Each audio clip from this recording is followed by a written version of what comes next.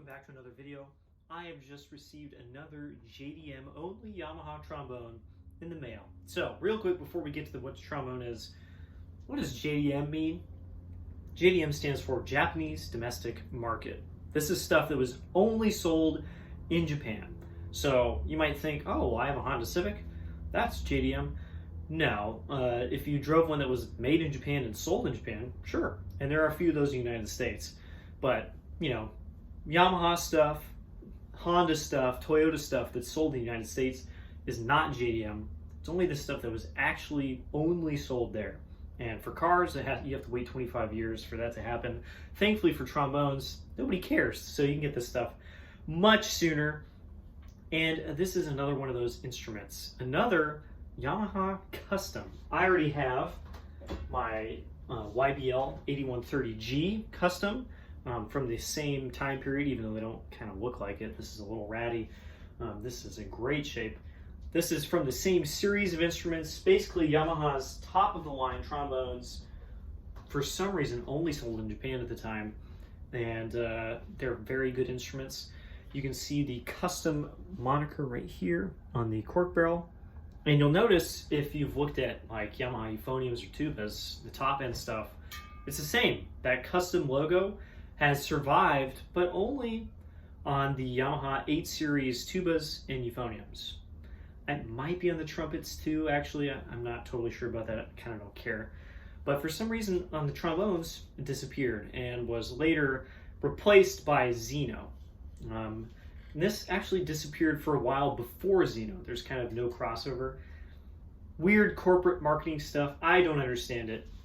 With the bass trombones, I do understand why Japanese players wanted something a little bit better than the 612 and 613 models of the time. Those are very good bass trombones. They play great, but they have a very kind of lighter and brighter characteristic in a lot of ways. Very wide playing instruments. They sound great, but in a legit setting, orchestra, band, whatever, they're not quite the right fit. I played mine. I've owned two 613s and a 630G. They were very similar instruments, and they were just not at home in those settings, like sitting next to a tuba. This remedies a lot of those problems. It's got a heavier bell. It's got oversleeves on the slide. There's a lot of changes that just make it kind of more legit, and it ends up being a very, very good instrument. This one, obviously, there were some Japanese players who were like, hey, I want a small bore with an F attachment. Yamaha went, okay. They made one. And interestingly enough, this is the YSL852. You might recognize 52 from somewhere. That's because this is based on the 352 student model trombone. If you're a huge trombone nerd like me, you'll see this span right here is very small, and this span being small denotes student model. 3B, and I don't have mine out for some stupid reason, is like this tall instead of being this tall. The wider span back here, I don't know, it makes a horn play a little larger, sound a little larger. I don't really know why that is. Maybe it just makes for smaller cases, but student horns have a small span in the back, and that's kind of how you can tell them apart from pro models, unless you have a weird JDM horn that's based on a student model. This has a lot of differences from the 352, not the least of which is an F attachment, which never came on any other Yamaha student models, much less small bores, even though there are a couple modern ones. You'll notice on the slide, we have many of the same fittings. You can't see it on my bass because the strap is in the way, but there's a little step at the lead pipe because I think the lead pipe has been replaced in this with a more modern, not modern, but more professional kind of fitting. You'll notice this has actual oversleeves on the slides. A lot of Yamaha lower end instruments, but even the higher end stuff at the time had integrated oversleeves where it's just the metal gets thicker, which is cool. It makes for that heavier kind of slide feeling. But having soldered on nickel oversleeves is the more pro move, and was, as far as I know, not on the 352. We got yellow tubes, yellow crook, but we also have those kind of trapezoidal ferrules at the bottom, which are only on these Yamaha custom instruments. And even like the cork barrels and even these things, kind of like trim rings and these slide block, They're the same as the custom horn. And then of course we have an F attachment with a neat string linkage. It's like half mechanical, half string. We have the usual Yamaha closed, semi-open wrap, whatever you want to call it. And it is custom for this instrument. I've never seen a squished version of this in this size. I actually have not measured the bore, and I will later when I give this a more thorough review. I just got this last night. I'm very interested to see what size the bore size of this valve section is. And then we've got a reverse tuning slide, which I'm not sure the 352 had. That would be very kind of strange.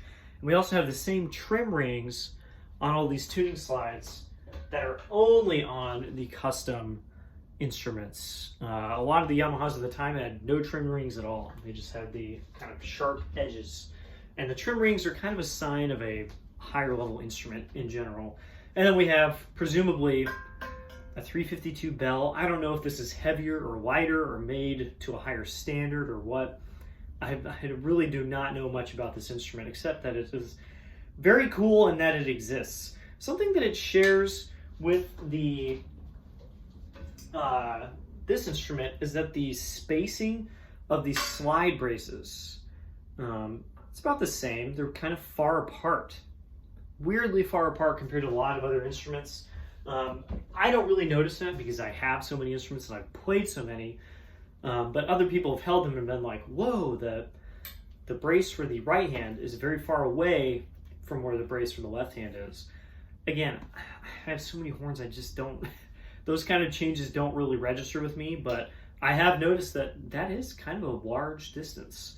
And if you're really used to how something is, that might be a weird change.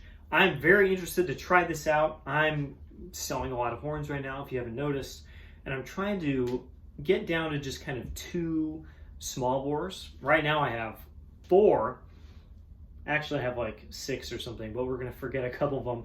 I have this. I have a box LT16M.